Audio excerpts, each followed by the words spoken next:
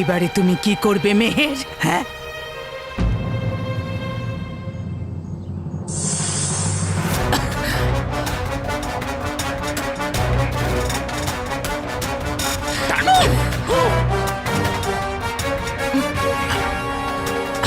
ছাড়ো। মেহের, এবারে তোমার চুলকেও আমি কাবু করে নিয়েছি। এবারে বলো, কে বাঁচাবে তোমায় আমার থেকে? হ্যাঁ বলো, বলো।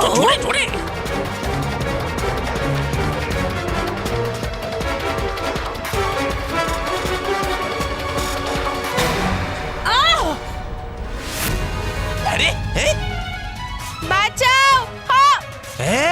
আরে দৈত্য রানী গেল বেরিয়ে ইঁদুরটা মেহেরকে নিয়ে। বাঁচাও। কে তুমি? মেহের, ভয় পেও না মেহের, আমি তোমার হিতাকাঙ্ক্ষী। আমি তোমাকে বালবীরের কাছে নিয়ে যাচ্ছি। হ্যাঁ, বালবীরও এই সময় এই জায়গাতেই আছে। কি তুমি কি সত্যি বলছো? হ্যাঁ হ্যাঁ মেহের, দেখো কিছুক্ষণের মধ্যেই তুমি বালবীরের কাছে পৌঁছে যাবে। আরো জোরে ইঁদুর, আরো জোরে।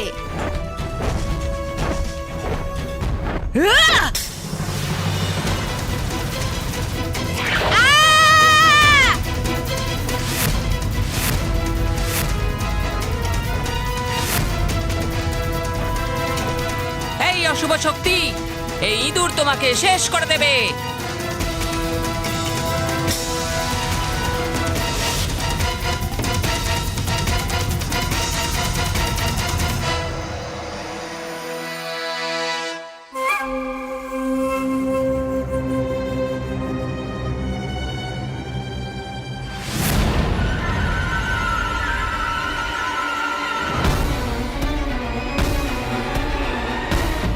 মেহের, এই মেহের এখানে কি করছে?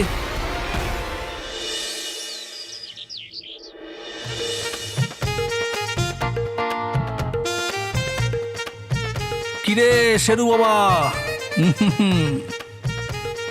বাহ অমরলাল ঢালি, বাহ কি বুদ্ধি খাটিয়েছি, বাহ লাঠি রেখে দিয়েছি। হ্যাঁ, না তুই লাঠির এপারে আসতে পারবি আর না আমি ওদিকে যাব। হ্যাঁ, মানে তুই আমাকে আর কামড়াতে পারবি না।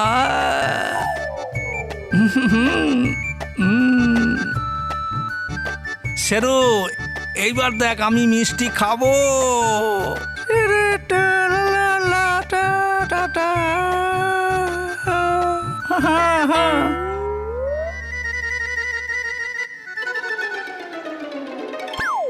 শেরু কোথায় চলে গেল?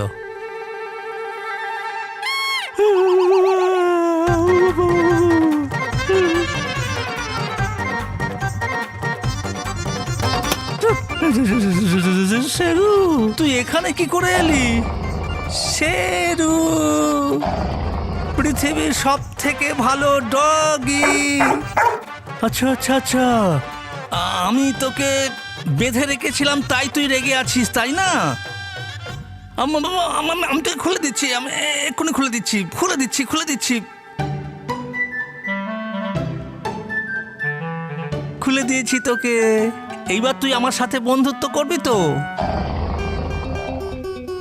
মনে হচ্ছে ওর আমার সাথে বন্ধুত্ব করার কোনো মুডই নেই। এবার ওকে ফাঁকি দিয়ে এখান থেকে পালিয়ে যাওয়াটাই আমার পক্ষে ভালো। শেরু বাবা, ওই দেখ বিড়াল।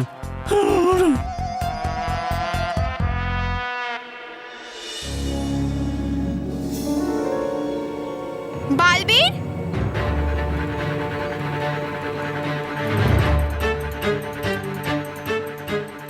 নিন গেল ভেঙে আপনার সব স্বপ্ন বালবীরকে হারানোর।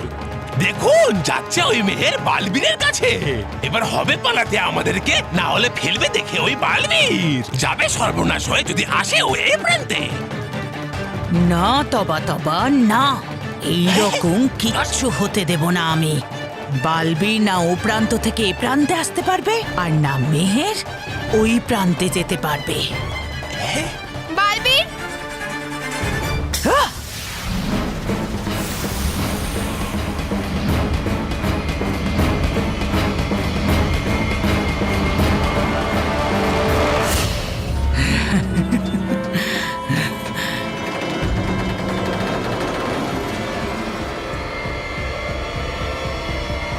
মেহের তাড়াতাড়ি দৌড়াও, তাড়াতাড়ি।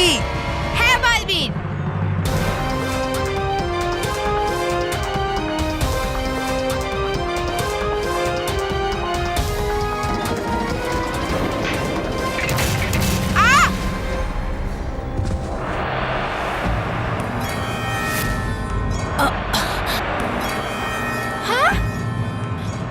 বালবীর প্লিজ প্লিজ আমায় সাহায্য করো। একটা বেটে লোক আর একটা ভয়ঙ্কর বুড়ি মহিলা আমার আর আমার চুলের পেছনে পড়ে আছে। কি? একটা বেটে লোক? বুঝে গেছি, ওটা নিশ্চয়ই তবা তবা। আর ওই ভয়ঙ্কর বুড়ি মহিলা নিশ্চয়ই ভয়ঙ্কর পরী, যে নিজের রূপ বদলে রেখেছে।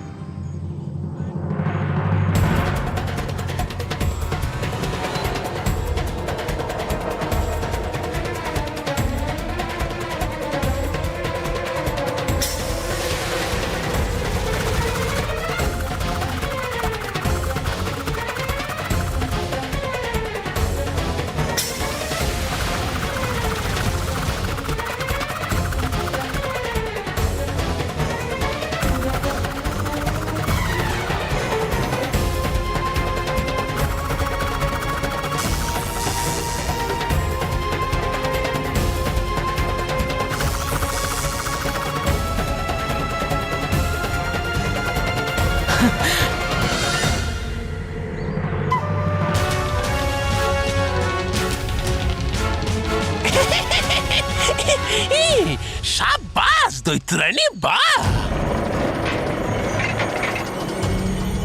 আরে আরে,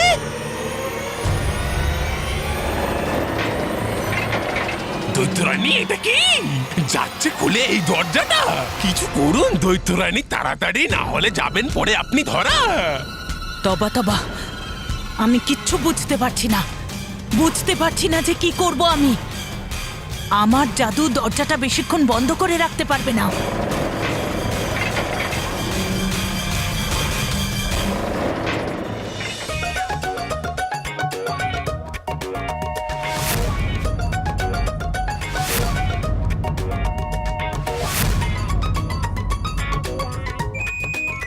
অনেক সহ্য করেছি, এবার আমি মিষ্টির কাছে যাব না, বরং মিষ্টি আমার কাছে আসবে।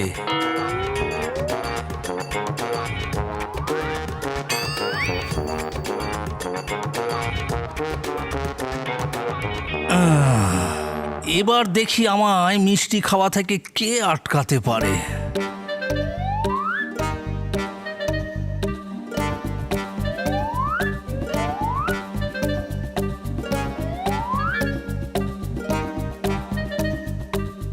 আয় আমার মিষ্টি আয়।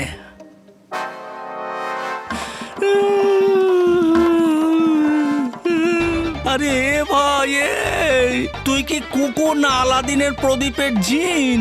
যখন খুশি যেখানে খুশি চলে আসছিস। আমি কোন পাপের ফল ভোগ করছি কে জানে। তুই আমার পিছনে ছাড়তে চাইছিস না।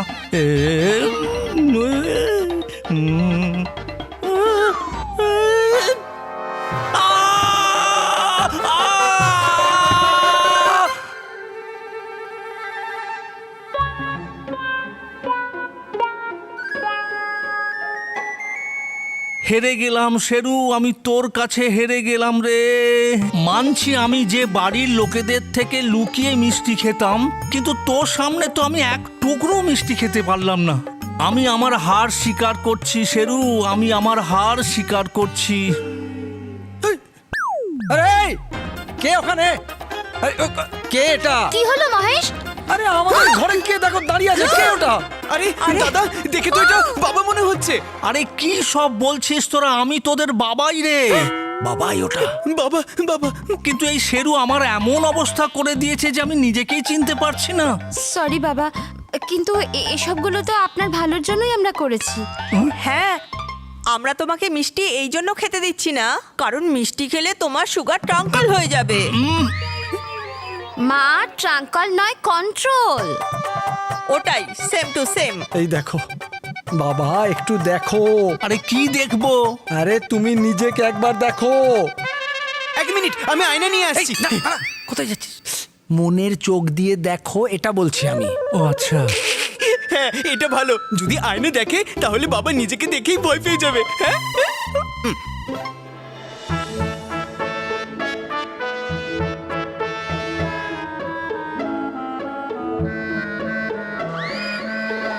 এটা তুমি কি নিজের অবস্থা করেছো বাবা? হ্যাঁ, দেখো। কিন্তু মহেশ, বাবার এই অবস্থা তো শেরু করেছে, তাই না? আমার কথাটা আগে শেষ করে নি আমি। আমি বাবাকে কিছু দেখাতে চাই, বলতে চাই, বলি। আমি যতক্ষণ বাবার সাথে কথা বলছি ততক্ষণ কেউ কোনো কথা বলবে না। দেখো বাবা, নিজের অবস্থাটা দেখো। এই অবস্থাটা তোমার কেন হয়েছে তুমি জানো? মিষ্টির প্রতি তোমার লোভের জন্য হয়েছে। আর তোমার এই লোভই, তোমার এই খারাপ অভ্যেসই একটা জানোয়ারের সঙ্গে তোমাকে কম্পিটিশন করাতে বাধ্য করেছে। তুমি কি ছিলে আর কি হয়ে গেছো? বুঝে গেছি মহেশ, বুঝে গেছি। আজকের পর থেকে আমি আর কোনো দিন মিষ্টি খাবো না। আরে বাহ, যে লোকটাকে আজ পর্যন্ত কেউ বোঝাতেই পারেনি তাকে আমার ছেলে শেরু বুঝিয়ে দিল লজ্জা পেতে পেতে।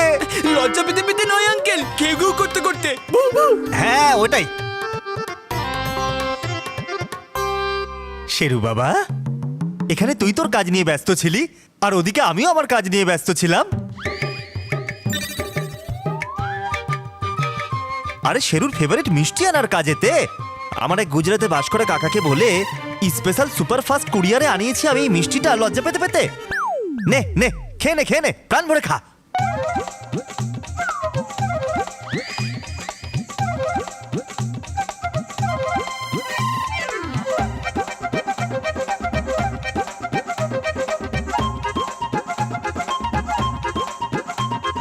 আচ্ছা, এবার তুমিও লজ্জা পেতে পেতে একটা মিষ্টি খেয়েই ফেলো। খাবো না আমি দিব্যি খেয়েছি। তুমি মিষ্টি না খাওয়ার দিব্যি খেয়েছো নাকি লুকিয়ে লুকিয়ে মিষ্টি খাওয়ার দিব্যি খেয়েছো? খেয়ে নাও।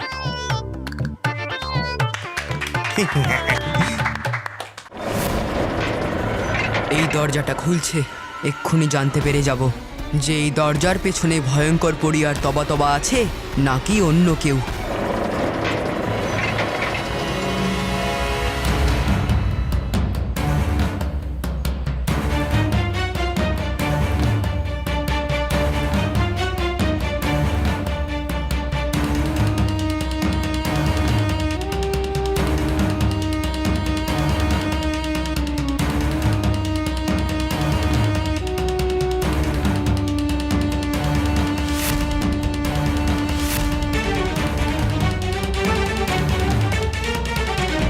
এখানে তো কেউ নেই। আর মেহেরের ওই কেটে যাওয়া চুলটা, ওটা কোথায় গেল?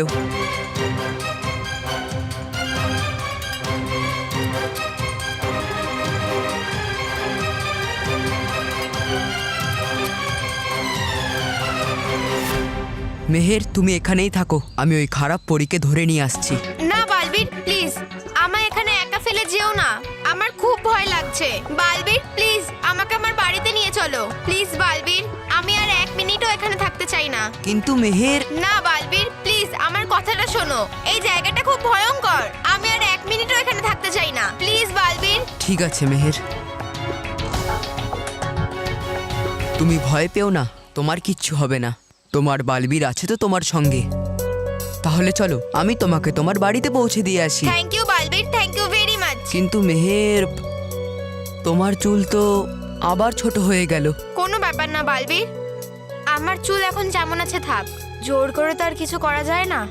মন খারাপ করো না মেহের, তোমার জন্য তোমার এই চুল ঠিক করার উপায় আমি নিজের সাথে নিয়ে এসেছি। সত্যি? হ্যাঁ মেহের, এই ওষুধটা তোমার চুলে দিলেই তোমার চুল একদম আগের মতো সুন্দর হয়ে যাবে। সত্যি? ইয়েস বালবীর, প্লিজ আমার চুল তাড়াতাড়ি ঠিক করে দাও, প্লিজ প্লিজ। হ্যাঁ,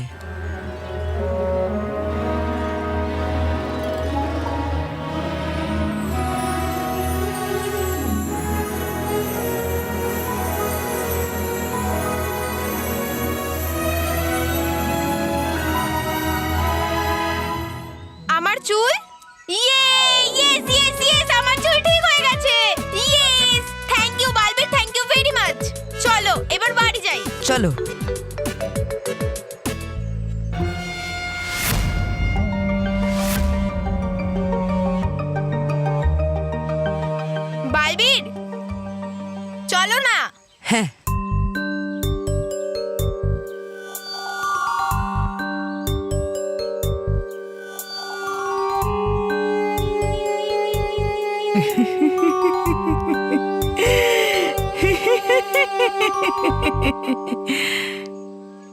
তবা তবা, এটা প্রথমবারই হলো যে সততার জয় তো হয়েছে, কিন্তু তার সাথে অসততাও হারেনি, অসততারও জয় হয়েছে।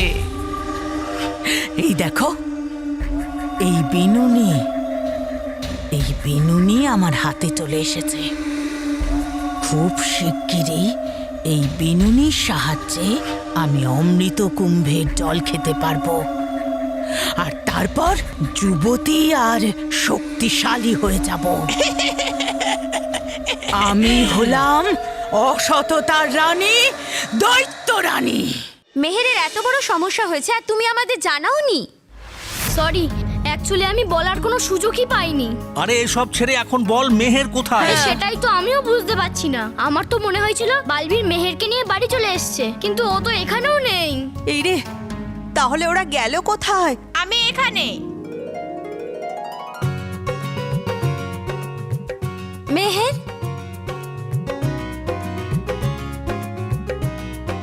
হ্যাঁ, আরে বাহ, মেহেরের চুল তো আবার নরমাল হয়ে গেছে। হ্যাঁ, এসব বালবীরের জন্য হয়েছে। ও আমার চুল একদম ঠিক করে দিয়েছে। বালবীর দীর্ঘজীবী হোক, দীর্ঘজীবী হোক। Thank you so much Balbir.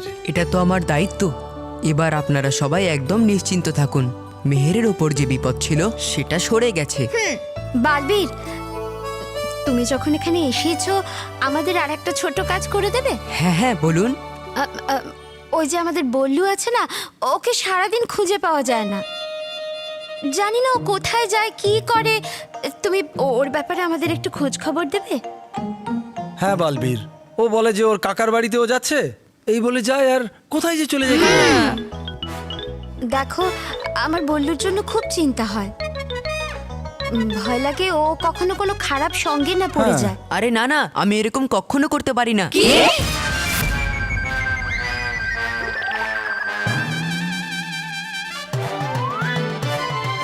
আমি বলতে চাইছি যে বল্লু বলে না যে আমিও বালবীর, তাই যে বাচ্চা নিজেকে বালবীর বলে সে এরকম কখনো করবে না। ও তার মানে এরকম, আচ্ছা আচ্ছা। আর তাই বল্লুও কখনো কোনো খারাপ ছেলেদের সাথে মিশবে না। হ্যাঁ, সেটা ঠিক।